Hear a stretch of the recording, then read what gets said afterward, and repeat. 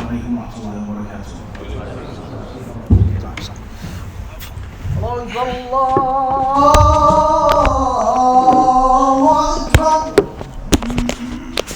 الله أكبر الله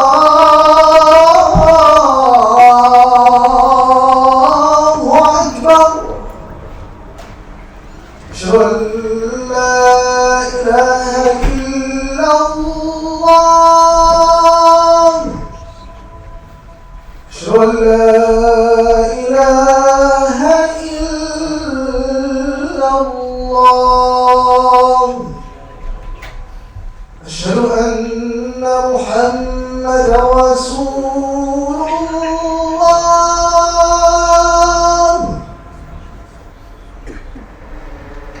أشهد أن محمدا رسول الله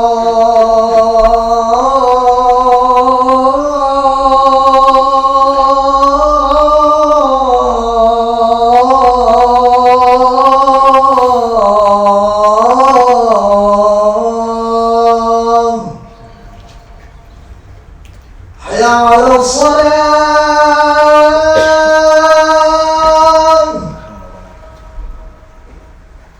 حي على الصلاة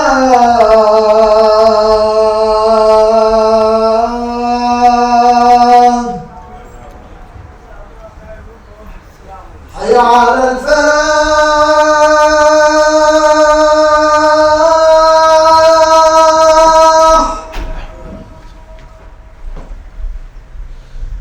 حي على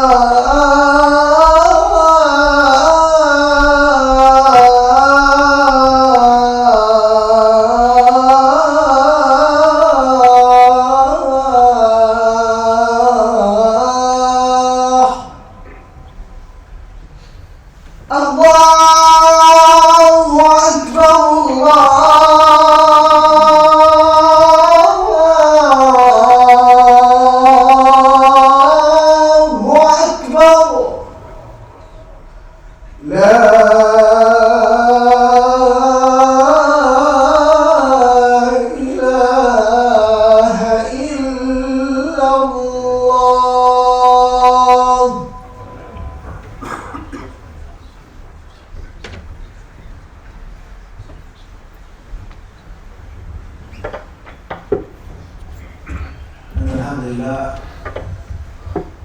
نحمده ونستعينه ونستغفره ونعوذ بالله من شرور أنفسنا ومن سيئات أعمالنا من يهده الله فلا مضل له ومن يضلل فلا هادي له وأشهد أن لا إله إلا الله وحده لا شريك له وأشهد أن محمدا عبده ورسوله أرسله الله تعالى بالهدى ودين الحق ليظهره على الدين كله وكفى بالله شهيدا فبلغ رسالة ربه وأدى أمانته ونصح لأمته وجاهد في سبيله حق جهاده حتى أتاه اليقين فصلى الله عليه وعلى آله وصحبه ومن سار على منوالهم واقتفى بأثرهم ودعا بدعوتهم وجاهد بجهادهم إلى يوم الدين. أما بعد، فإن أصدق الحديث كتاب الله وخير الهدي هدي رسول الله صلى الله عليه وصحبه وسلم وكل بدعة ضلالة. Certainly all praises are for Allah. We mention Allah's beautiful names and perfect attributes. We praise Him in the day, the afternoon, and the evening, in all times and all situations. And praising Allah is not the same as thanking Allah. Thanking Allah and praising Allah are two different acts, two different statements, two different mindsets, and two different situations. And many Muslims, they confuse the two. And they think that alhamd and shukr are the same thing. And they think that they are mutalaziman. But that's not the case. And that is because we say alhamdulillah and alhamdulillah throughout all situations. all times, all places, no matter what has happened, or is going to happen, or is happening, we say Alhamdulillah. And as far as thanking Allah, Allahumma a'inni ala dhikrika wa shukrika wa husni ibadatika, the prophetic supplication that he told his companions to say in their prayers, then you thank Allah for a blessing. You thank Allah for when something comes to you, something is given to you, something is handed to you. Allah endows you with something and you thank Allah subhanahu wa ta'ala. And the other misconceptions of the shukr is that shukr is not just with the tongue. You just don't say Alhamdulillah wa shukr and that's it. And you think that you've done your job as a servant and a slave. Rather, thanking Allah is physical. You thank Allah physically. And you also thank Allah mentally. You thank Him spiritually, emotionally. It is a mindset, how you feel that you're grateful and you're content with Allah subhanahu wa ta'ala. You're happy, you're pleased. And it's not just saying it with the tongue, as many people say, I'm grateful to Allah. But only Allah knows what's in their hearts of greed and lack of pleasure with Allah. They're not pleased with Allah. They want more. They're not happy. They're not grateful. They're not satisfied. But they say it with their tongues. So you thank Allah with your deeds, your physical actions. إِعْمَلُوا آلَ دَاوُودَ شُكْرًا. You do deeds. And you thank Allah with your heart as well. When you go to sleep at night, you wake up in the morning, you say Alhamdulillah, Shukrulillah. You thank Allah, you praise Allah. You're pleased and you're grateful. And of course you profess it with your tongue. But thanking Allah and praising Allah are two different things. We praise Allah all of the time. And we thank Allah when He blesses us, even though blessings can come in disguise. A misfortune could actually be a blessing. Something being taken away from you, or prevented from you, or you prevented from that thing, could actually be a blessing. But that's something that we always don't necessarily know. So, if you got the news that your mother died, your father passed away, you lost one of your children, a great tragedy, a great catastrophe, you would say, Alhamdulillah. Alhamdulillah. It hurts, it's painful, I'm a human being, but Alhamdulillah. And that's not the same as you getting a call or a text message or an email saying that your son was born in the hospital. You have a daughter, a healthy baby girl in the hospital. Say, Ashukru-lillah. I thank you, Allah, for blessing me with this thing. Blessing me with this daughter, or whatever Allah's blessing may be. So we praise Allah subhanahu wa ta'ala all of the time. Alhamdulillah. No matter what. You're my friend, you're not my friend. Alhamdulillah. We're together, married, not divorced. Alhamdulillah. I'm still your teacher, you're still my student or not. Alhamdulillah. At the end of the day, that's because Allah is bigger and greater than each and every one of us. And we thank Him and show Him gratitude when He blesses us with something, when He endows us with a gift. We thank Allah, but we just don't thank Him with our tongues. We thank Him with our limbs, our physical actions as well. And we also thank Allah with our mindsets, how you feel as a servant, how you go to sleep at night and how you wake up in the morning. Are you pleased with Allah? Are you happy? Are you thankful? More other than that. And another very important component of thanking Allah is to thank the middleman, quote unquote. It's to thank the medium. It's to thank the in-between. The one who brings you something, you thank them as well. And you don't say, well, Allah is the one who gave me the wealth, even though it came from your hands. And in actuality, that's a true statement. Allah did give the wealth. And the person who gave you the money is nothing more than a poor servant like you are a poor servant. In actuality, He controls nothing. Death, life, benefit, harm. However, Allah chose to bring the good via that person's hand. لا يشكر الله من لا يشكر الناس. وفي ضبط آخر لهذا الحديث لا يشكر الله لمن لا يشكر الناس. The Prophet ﷺ, he tells us you cannot thank Allah if you don't thank the people. And another version of this hadith with a fatha or with a dhamma instead of a kasra, Allah does not thank the servant who doesn't thank his servants. And we all know from Allah's names is Ash-Shakir, Ash-Shakur, Shakirun. Allah is thankful, He's grateful, and He appreciates the service of His servants. So we praise Allah subhanahu wa ta'ala all of the time. And we thank Him for His blessings. We ask Him for help. We ask Him for assistance. We ask Him to pardon our shortcomings and our transgressions. When we natajawaz al-had, we transgress the boundary. وَنُسْرِفْ عَلَى أَنفُسِنَا, and we go beyond the limits against our own selves. We ask Allah to protect us from our evil, natural feelings, thoughts, and emotions. And we also ask Allah to protect us from the evil thoughts, feelings, and emotions that have been acquired, that aren't natural. You learned that. You saw that. You watched that. You were raised like that. You were fed. You were taught and trained to be greedy, or to be promiscuous, or to be cowardly. It's not natural. And we also ask Allah to protect us from the natural bad things within our nufus. Two different types now. There are things that may be in you by nature, and there are things which are learnt and acquired. You had to learn this bad act. You had to see it. You were exposed to it. You were brought up around it, and it's unfortunately has become a natural thing in your nafs. You can't shake it. My whole life I've been doing it. My whole life I've been around it. My whole life I've seen people abuse people and run over people and backbite people and slander people. My whole life I was around alcohol and alcoholism. My father was a drunk. Grandfather was a drunk. Uncle was a drunk. Brother was a drunk. Everyone, my whole village, my whole household, my whole city. They drink, they drink, they drink. That's all I know is drinking. You have to learn to protect you from that, to keep you safe from that. And you must put forth the necessary effort to go against the bad asl. The bad asl, the bad default. You have to put in the extra effort. And if you don't put in the extra effort and go against the grain, you're going to go with the grain, with the current. And the current is going to drag you forward. The water doesn't go the opposite way. The current goes one way.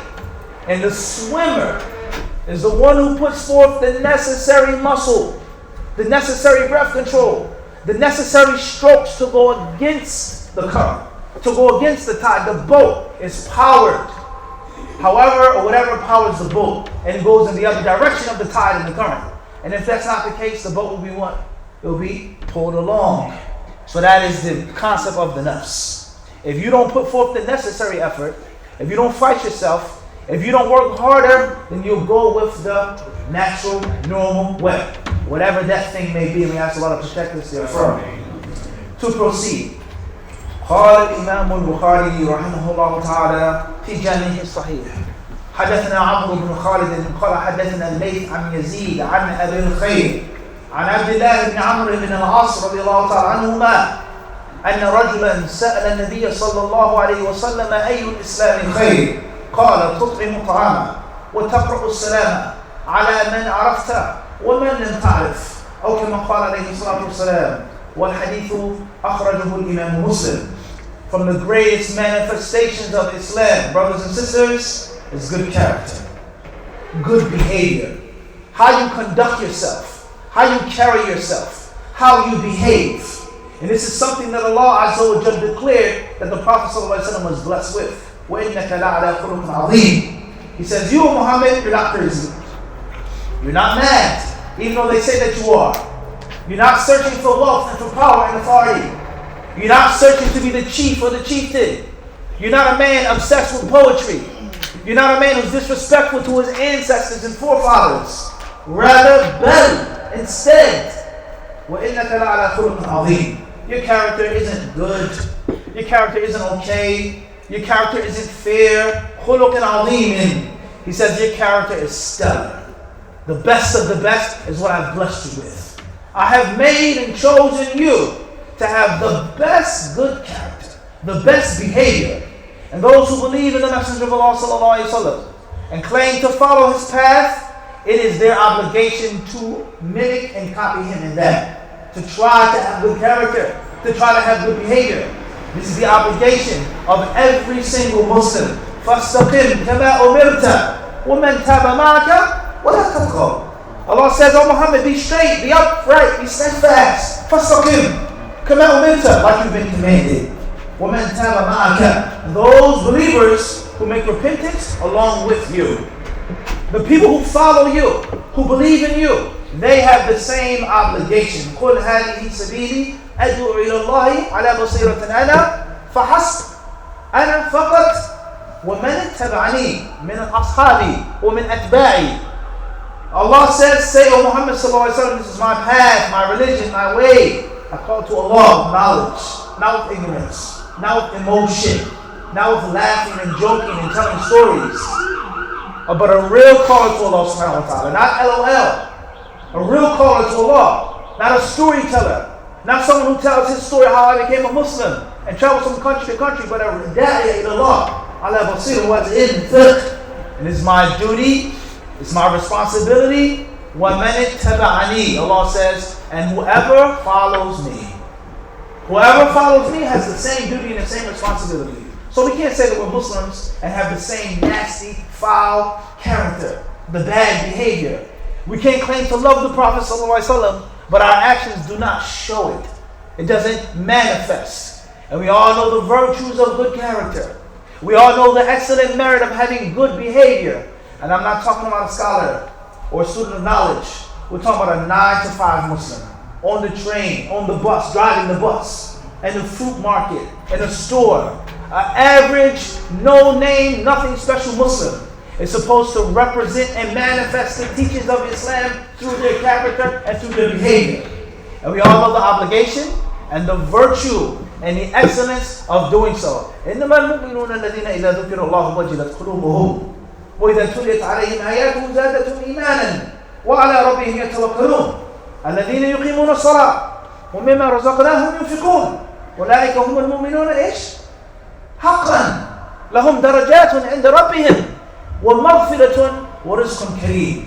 Allah says the believers are no one other than those. They're those. When Allah is mentioned, their hearts are fearful. Their hearts, they are tender. Their hearts tremble. They're scared. They cry. When Allah's ayat are recited to them, they feel softness. When Allah's name is mentioned, they spend. They establish prayer. They put their trust in Allah subhanahu wa ta'ala. What is their reward? Allah says, first and foremost, أُولَٰئِكَ هُمُ الْمُؤْمِنُونَ حَقًّا. They are the true believers. So if you don't have no fear when Allah's name is mentioned, you have no good character, no good behavior, your character is foul and nasty and dirty and low and base, then you are not a true believer. As it states in a hadith, كما ورد في حديث ولا أقول أنه حديث صحيح لكنه قد ورد خصلتان لا تجتمعان في منافق حسن سمت ولا فقه في دين أو في الدين. As it states in a hadith, two things you'll never find in a munafiq. Ever. No matter what color the munafiq is, his language, his country, his dress code, you'll never find these two things in a munafiq. What are those two things? حسن سمت, good conduct, good behavior. ولا فقه في الدين. No, you ever find a munafiq who understands the religion, true understanding of the deen. Stop and think about this now. When's the last time you've seen a munafiq, someone that's trying to destroy Islam, that had good character? He fronts, he fakes. They act like they love Islam, but a bad character must be revealed. As the Messenger of Allah tells us in an authentic hadith, the signs of the munafiq. One hadith says, ayatul munafiqi thalath, 3 signs of the hypocrite. And another hadith says, أربع خصال من كانت فيه خصلة منهن كانت فيه خصلة من النفاق حتى يدعها. One hadith says the signs of the hypocrites are 3. And another hadith says 4 things. If you have a characteristic of hypocrisy. From those 4 things, the Prophet ﷺ says, وَإِذَا خَاصَمَ فَجَرَ. And when he argues and debates and disagrees, he becomes nasty. Fajr. He curses, he slanders, he insults, he calls a name. You're this and you're that. You're this and you're that. You have a disagreement over money. Husband and wife, father and son, teacher and student, owner, leaser, buyer, renter, etc. Either khasam or fajr. Think about this now. When's the last time you've seen a true Muslim behave in a nasty manner when they have a disagreement? Listen, we don't agree. Okay? We don't see eye to eye on this issue. You owe me this money. I don't owe you that money. This is the proof, this is the evidence. So you want to go to court, we'll go to court. You want to handle it in the masjid, on the carpet, we'll go and we'll sit there and we'll talk. You want to handle it in another way, we can do that. But I'm not going to slander you. I'm not going to insult you.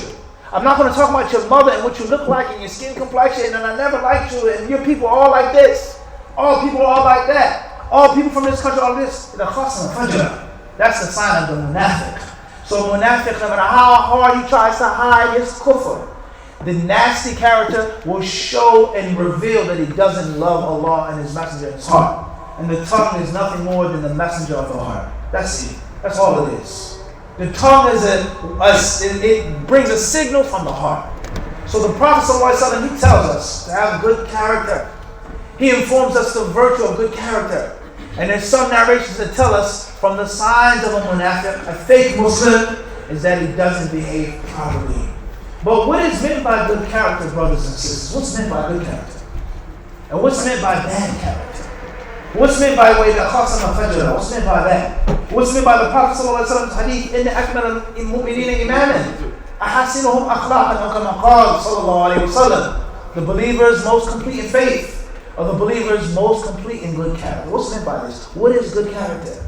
Is good character a specific dress code, a specific language, a specific cultural norm? Is bad character a cultural taboo? What's meant by this? And how do you protect you and yourself, your family, from having bad character? And what is the dua that you make when you want good character? And you want Allah to increase your behavior because you know that it's lacking and you know that it is flawed. As one of the companions said, such as Abu Darda radiallahu ta'ala anhu, لا يفقه الرجل كل الفقه حتى يمقت الناس في ذات الله ثم يرجع إلى نفسه فيكون أشد مقتا لها. Okay, he says a man cannot be a great scholar in Islam. You can't understand the deen. You can't have thorough comprehension of Islam until you hate people for the sake of Allah. If it wasn't for Islam, we would be friends. If it wasn't for this hadith, I would go over your house. I would sit with you, we would talk, we would eat, we would be buddies. But because of this narration, I can't be your friend.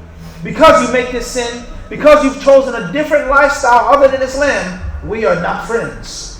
And then that person must hate himself. He must criticize himself. He must look in the mirror and look at the state of ugliness of himself and hate himself even more. Stop and think about that. Do you hate yourself more than you hate people? Or is it the opposite?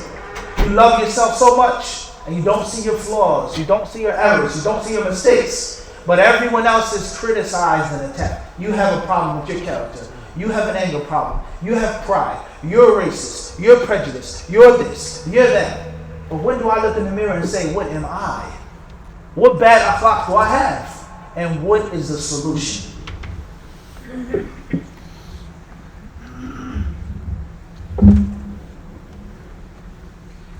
Alhamdulillah, غافر الذنب وقابل التوب شديد العقاب ذي الطول لا إله إلا هو إليه المصير وصلى الله على محمد وعلى آله وصحبه ومن تمسك بهديه إلى يوم الدين. أما بعد, Imam al-Bukhari and Imam Muslim, they have collected the narration of Abu Hurairah radiallahu ta'ala anhu, rather than the hadith of Abdullah ibn Amr ibn al-As, that one day a man came to the Prophet sallallahu alaihi wasallam and he said, Ayyul Islam khair. He said, O Messenger of Allah, what's the best Islam? What is the best understanding of Islam? The best practice of Islam? The best manifestation of Islam? How do I become the best Muslim? The Prophet ﷺ said in such a short, concise, yet utterly beautiful sentence, تطعم الطعام وتقرأ السلام على من عرفت ومن لم تعرف. 3 points. Number 1, تطعم الطعام is to feed, give food, offer food.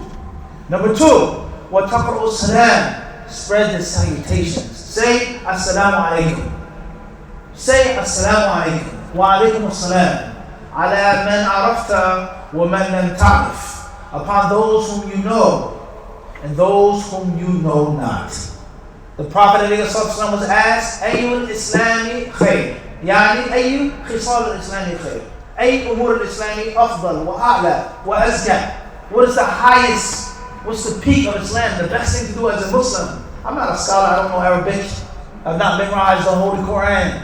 I've not studied overseas. I'm a 9 to 5 Muslim, an average Muslim. But how do I strive for excellence? The Prophet ﷺ, he said to feed. First and foremost is your wife and your children. The Prophet ﷺ says, Ibda or wabda biman ta'ud. Many brothers, they're the most generous in the masjid. You take a road trip with them, they'll buy your food, they'll pay for this, they'll pay for the gas and the tolls. But their wives and their children are hungry. They don't feed them. And they think that it's sunnah, or they think that it's zuhd, or they think it's following the pious predecessors to have your family starving. but to be generous to a visiting scholar in your mosque, or a student of knowledge that comes from out of town, or some brother that you come across, you give him money, you give him food, but your wife and your children, they're hungry. And the same applies to sisters as well. Feed your husband. And we all know we say in our culture, the closest way to a man's heart is his what? It's his stomach. And that's a true statement. That's a true statement. And that's because food is much more than food. Food is much more than just food. Food is a means of welcoming. It's a means of warmth. And most importantly, it's a means of trust and safety. Trust and safety. The President of the United States, the ambassador of this country, the prime minister of this country, who prepares this person's meals? Any person from the cabinet, any general, any person from the state, the most trusted from the trusted are those who prepare the meals for the leader. And that's because of poison. And one of the easiest ways to kill someone is to poison them. So the one who gives you food, you eat that food, it's much more than a morsel or a piece of bread or a piece of lamb. But it means I trust you, you trust me. I respect you, you respect me. I want to make you feel good. I want you to be nourished. I want you to have pleasure in this delicious food. And most importantly, know for sure, I would never give you no food unless it's the food that I would eat myself. I eat this food myself.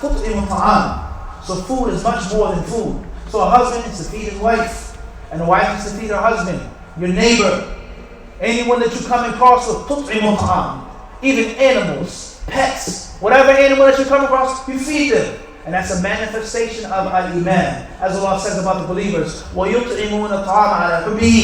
they give food even though they love it themselves. Who doesn't love food? Who doesn't have bills? Who doesn't have expenses? Who doesn't have debts? Who isn't stressed when it comes to work in the dunya? Yet still, take my food. You're hungry, come in. Whatever you want to eat, it's yours. Even though they love it. And they give it to poor people, they give it to orphans, whoever they come across, they feed. And we only feed you seeking the face of Allah subhanahu wa ta'ala. That's the only reason why we give you food. The Prophet ﷺ says,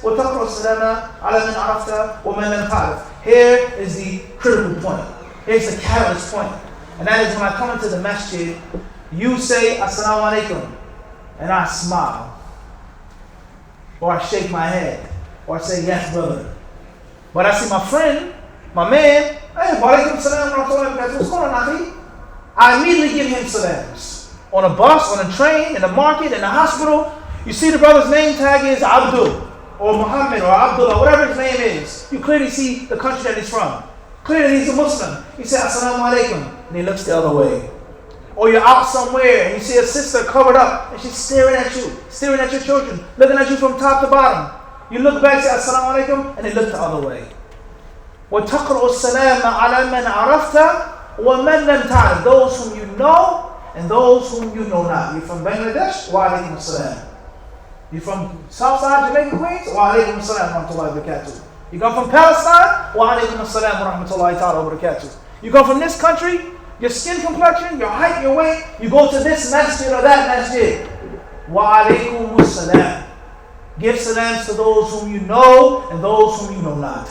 Give greetings to those whom you like and those whom you do not like. Why is this? Why is this hadith so important? And why is it a manifestation of the best of Islam?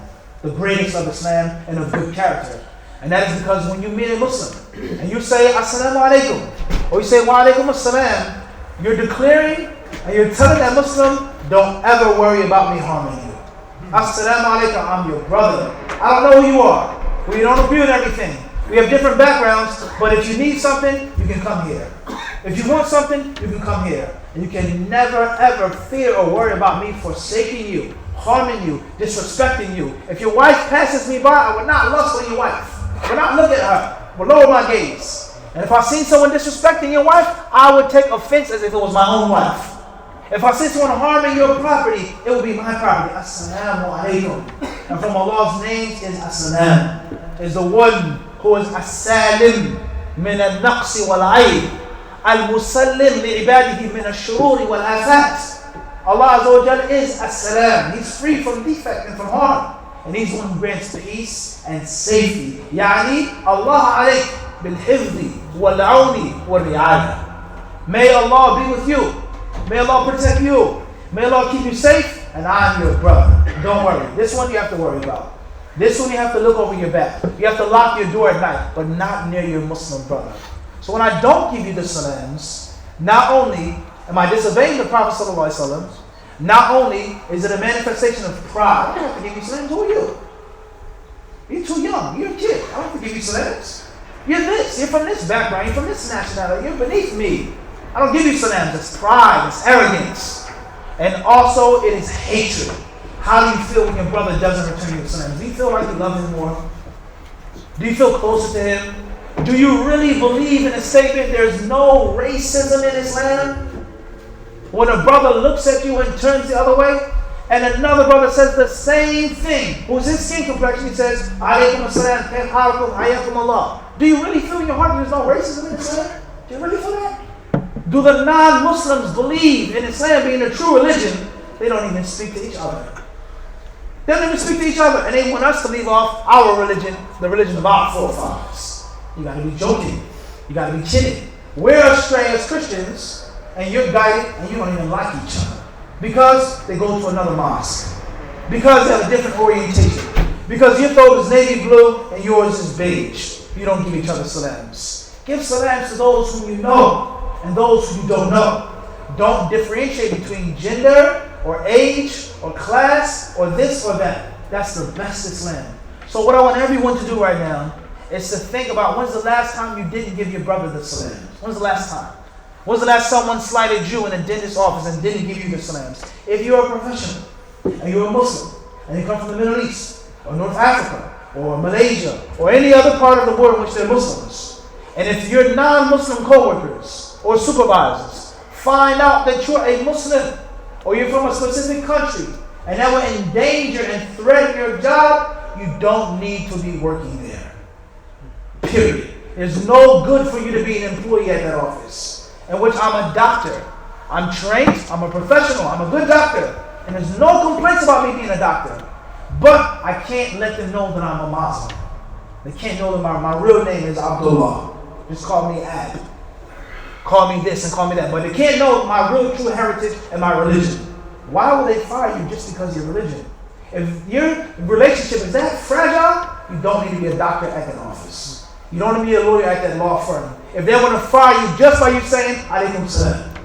Oh, he's a terrorist. But he's been working here for 10 years. No bombs have been exploded in this office. No one has been harmed. No one has ever been bothered by this Muslim. He's the most kind person in the office. But the moment I say, well, alaykum as-salam, they'll think in their fear that I'm a terrorist. You don't need to be working there because they don't respect you in your professionalism. So why hide your Islam? What is the reason why you won't give a Muslim the salams? You go into a restaurant and say, assalamu alaikum, they look at you funny. And they say, what's the matter? But they speak to a non-Muslim or their friends or their family members. And Allah knows I'm not talking about one race. I'm not talking about one madhab or one jama'ah. Everyone's guilty. They only speak to the people that they're cool with, that they're okay, that they're friends with. And the shaitan tricks them and thinks that it's hating for the sake of Allah. So you boycott a Muslim for the sake of Allah. Let's say for argument's sake that you're sincere. But for argument's sake, this person's a fasid. Mu'linun fisqahu. This person's a mubtadi'. Yad'u ila bid'ah. For argument's sake. But you speak to the Jews, you speak to the Christians, and you speak to the Muslims who are 10 yards further from this Muslim that you're boycotting for the sake of Allah. Is that sincere, boycotting for the sake of Allah? Are you honest with yourself? Or have you fallen into the opposition of this hadith? وَتَقْرَأُ السَّلَامَ عَلَى مَنْ عَرَفْتَ وَمَنْ لَمْ تَعْرِفْ. So the scholars of Islam, they say this hadith means from the manifestations of Islamic brotherhood, from the manifestations of love, from the manifestations of humility, from the manifestations of unity, is to give your brother the greetings and the salutations. And from the manifestations of pride and arrogance and prejudice, from the manifestations of ta'ifiyya and ta'assub and unsuriyya and the madhabiyya and these things like this, is that you only choose and pick who you want to speak to. And you give salams when it's convenient for you. That's not the way of Islam, brothers and sisters. And know for sure if that's the best Islam, not feeding the people, not giving the salams, selecting and picking who you want to speak to, is from the lower ranks of Islam. As the Prophet ﷺ tells us in many authentic ahadith, وَلَيْسَ وَرَاءَ ذَلِكَ حَبَّةُ خَرْدَلٍ مِنْ إِيمَانٍ. من رأى منكم منكرا فليغيره بيده فإن لم يستطع فبلسانه فإن لم يستطع فبقلبه وذلك إيش؟ أضعف الإيمان. The weakest state. So Iman has strong points and Iman has weak points. The Prophet ﷺ, he said, مَا رَأَيْتُ مِنْ نَاقِصَاتِ عَقْلٍ وَدِينٍ. He says, you people who are deficient in intellect, you don't think straight. You don't think correctly. Emotions dominate your ration and your rationale, your reason. And your deen is insufficient. It is deficient. And that's because a time comes when you do not pray. A time comes in which you cannot make hajj or certain acts of hajj. You cannot be an imam. And the list goes on of things that you're prevented from, that a man is not prevented from. Ash-shahid min hadha al-kalam kullihi. What's meant by this is that Iman fluctuates. Iman goes high and it plummets low. From the things which will allow your Iman to flourish is as-salam, giving food. And from the things which will cause your Iman to suffer is to be cheap and stingy. And that's because generosity is the slogan of the believer. Generosity is the slogan of the mu'min. And stinginess is the slogan of the munafiq. وَيَقْبِضُونَ أَيْدِيَهُمْ. Allah says, and they clenched their fists. We ask Allah to make our fists open for His sake when it comes to spending and giving. And when it's necessary to clench our fists, we clench our fists. We ask Allah to make us of those who are generous and kind. We ask Allah to allow us to be free from these ills and these negativities which prevent us from speaking to our brothers and sisters for the sake of Allah. وَسُبْحَانَ رَبِّكَ رَبِّ الْعِزَّةِ عَمَّا يَصِفُونَ وَسَلَامٌ عَلَى الْمُرْسَلِينَ وَالْحَمْدُ لِلَّهِ رَبِّ الْعَالَمِينَ. الله أكبر.